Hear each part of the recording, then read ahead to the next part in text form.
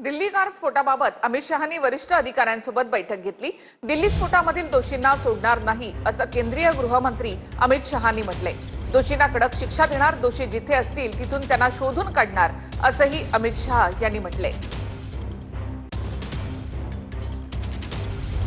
दिल्लीमधील स्फोटा प्रकरणामध्ये आतापर्यंत कुठे कुठे छापे टाकण्यात आलेत आणि कुणाकुणाला ताब्यात घेण्यात आलं ते आपण पाहूया।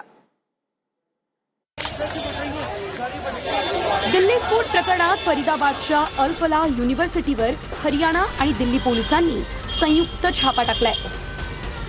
या युनिव्हर्सिटीशी संबंधित काही प्राध्यापक आणि विद्यार्थी दिल्ली बॉम्बस्फोटानंतर संशयाच्या रडारवर आहेत। अल फलाह युनिव्हर्सिटीमध्ये फरीदाबाद दहशतवादी मॉड्यूल प्रकरण आणि दिल्ली बॉम्बस्फोटाशी संबंधित संशयितांची शोधाशोध आणि चौकशी सुरू आहे। फरीदाबाद पोलिसांनी युनिव्हर्सिटीमधील डॉक्टर मुजम्मिल यांच्यासोबत काम करणाऱ्या प्राध्यापक, विद्यार्थी आणि वैद्यकीय महाविद्यालयाच्या प्राचार्यांची चौकशी केली आहे। युनिव्हर्सिटीमधील 52हून अधिक लोकांची चौकशी करण्यात आली आहे। फरीदाबाद पोलिसांनी 5 जणांना ताब्यात घेऊन चौकशी केली। डॉक्टर शाहीन, डॉक्टर उमर आणि डॉक्टर मुजम्मिल हे तीनही वरिष्ठ डॉक्टर आहेत, ही माहिती सूत्रांनी दिली आहे। या युनिव्हर्सिटीमधील 40% डॉक्टर काश्मीरमधील आहेत। जाणून घेऊयात ही अल फलाह युनिव्हर्सिटी नेमकी कुठे आहे। 70 एकरमध्ये पसरलेलं हे विद्यापीठ आहे। फरीदाबादच्या धौज या ठिकाणी अल फलाह युनिव्हर्सिटी आहे। अरावलीच्या पायथ्याशी 70 एकरात अल फलाह युनिव्हर्सिटी आहे। अल फलाह चॅरिटेबल ट्रस्टची अल फलाह युनिव्हर्सिटी आहे। Al Falah school of medical sciences and research centre आहे।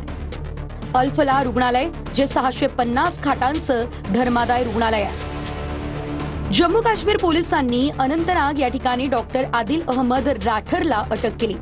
डॉक्टर शाहिनाला दिल्ली स्फोट प्रकरणात पोलिसांनी अटक केली आहे। गुजरात एटीएसने 7 नोव्हेंबरला हैदराबादच्या डॉक्टर अहमद मुहियुद्दीनला अटक केली, तर 10 नोव्हेंबरला फरीदाबादमधून काश्मीरचा डॉक्टर मुजम्मिल शकील याला अटक झाली।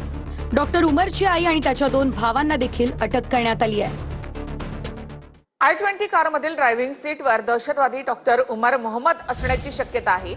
डीएनए चाचणी करून तो डॉक्टर उमर आहे का याची पुष्टी केली जाणार आहे। तपास यंत्रणा शोध घेत असल्याच्या भीतीने उमरने ब्लास्टचा कट रचला अशी सूत्रांकडून माहिती मिळते। दिल्लीतील I-20 कारमध्ये फिदायीन स्फोट झाल्याची शक्यता वर्तवण्यात येते। स्फोट होण्याच्या 3 तास आधी I-20 कार सुंदरी मस्जिद जवळ पार्क होती। पार्किंगमधून कार बाहेर पडल्यावर अवघ्या 4 मिनिटांनंतरच हा स्फोट झाला। सुंदरी मस्जिद जवळील रस्त्यावरून जाताना कार सीसीटीव्ही कॅमेऱ्यात कैद झाली आहे। ह्युंदाई I-20 कारमध्ये विस्फोटक होतं अशी माहिती आहे। फरीदाबाद टेरर मॉड्यूलशी कनेक्शन असल्याचा संशय आहे।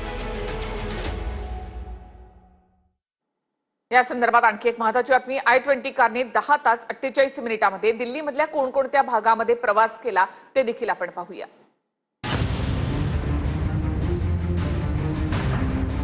लाल किल्ल्याजवळ स्फोट प्रकरणातील I-20 कार सकाळी 8 वाजता बदरपूर टोल नाक्यावरून दिल्लीत दाखल झाली आणि संध्याकाळी 6:52 स्फोट झाला। फरीदाबादमधून खरेदी केलेल्या या कारचे संबंध काश्मीर, लखीमपूर आणि गुजरात पर्यंत जोडलेले आहेत। या कारनं स्फोटाच्या आधी 10 तास 48 मिनिटं राजधानी दिल्लीत अनेक ठिकाणी प्रवास केला। या संदर्भात स्पेशल सेलनं 100हून अधिक सीसीटीव्ही फुटेज तपासले आहेत। 8:20 ओखला औद्योगिक क्षेत्राजवळील पेट्रोल पंपावर ही कार दिसली। चालकानं काही वेळ याच ठिकाणी कार थांबवली होती। सीसीटीव्ही फुटेजमध्ये कारची नंबर प्लेट स्पष्ट दिसून आली।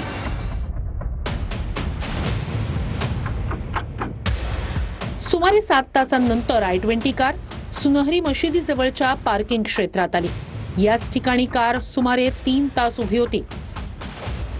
संध्याकाळी 6:48 कार पार्किंगमधून बाहेर पडली आणि काही वेळानंतर दर्यागंज आणि काश्मीरी गेटच्या दिशेने निघाली। कार पार्किंगमधून बाहेर पडल्यानंतर अवघ्या 4 मिनिटात स्फोट झाला। स्फोटाचा आवाज दूरवर ऐकू गेला। स्फोटाच्या आवाजानं जुन्या दिल्लीचा परिसर हादरला।